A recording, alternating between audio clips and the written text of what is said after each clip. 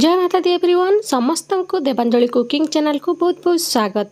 आज मुझे आपन सहित कखारु फूलर पत्रपोड़ा रेसिपी शेयर करी।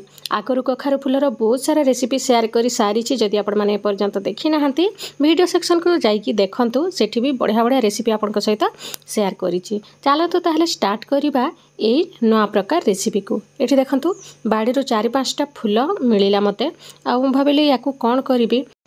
तापर भाविली एमती गोटे रेसिपी बनैबी जहाँ कि समस्त को हम 4-5टा फूल तो क्या हेनी, किंतु पत्रपोड़ा मु कले समस्त जमी टिके खाईपारे से मुझे छोट छोट करके धोईकी भलसे काटिकी रखी नहीं। देखिपे फूल को भलसे आपड़ सफा करने पोकजोक थाए आया छोट छोट कर काटी ने। गोटे मिक्सिंग बाउल नहीं जावा जो थी कि आम मिक्स कर गोटे जगह नहीं जावा यही सब को देदबा।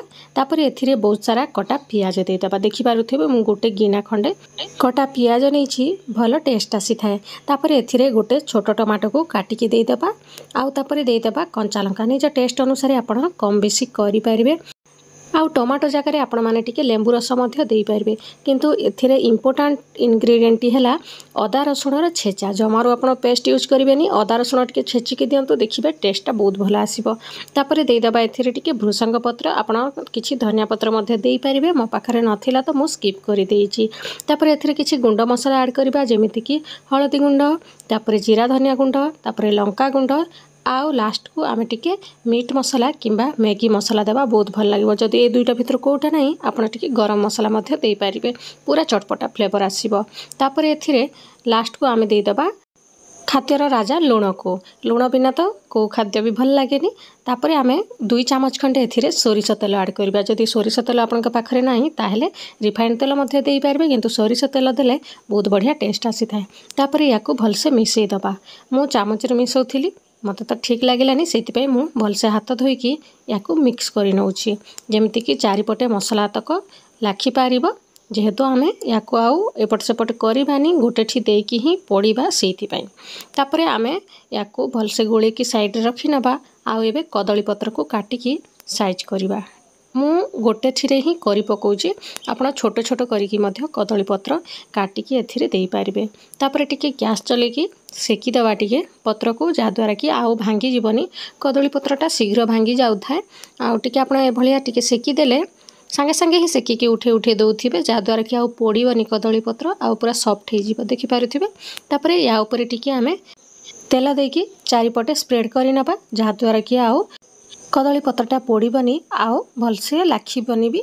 से मु भलसे या साइज कर नहीं। तापर जेतेक गोले थिबा मिश्रण को आमे एथिरे देदबा। आउ तापर या भलसे बंद करबा स्टार्ट करबा। मु जेहेतु टिके बड़ पत्र नहीं आउ सबुतक को करूछि, टिके भरिबा पई मते टिके बंद करबा पई असुविधा होउथिला। सेति पई मु आउ गोटे पत्र को या ट्रांसफर करिकी देखि पारुथिबे एभली आमे चारिपटे एमती बंद करि नबा। जेहेतु आमे पत्र को टिके पोड़ी देइचु, आमे जेमती मोड़िले भी पत्र आउ भांगिबार चांस नाही। देखि पारुथिबे एभली मु सबुतक को छोट पुटुली भली करि नेइची।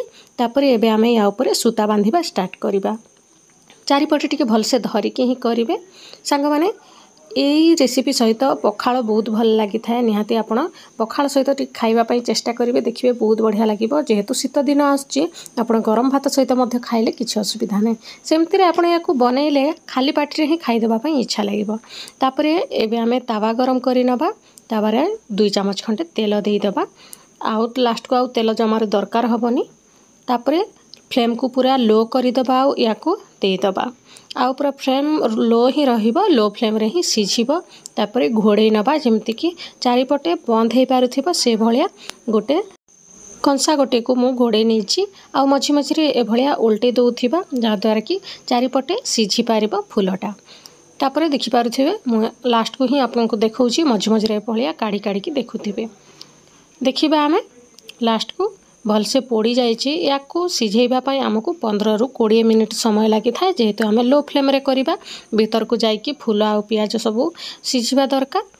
मु आपनको खोलिकी देखुछि केते बढ़िया होइछि। ए जो सूता गुड़ाक थाए ताकू प्रथमे काढ़ी नेबे, आउ सफा करि नेबे। तापरे धीरे धीरे काढ़ीबा। आउ पूरा ठंडा हेले ही काढ़ीबे, नहेले पूरा तातु थाए।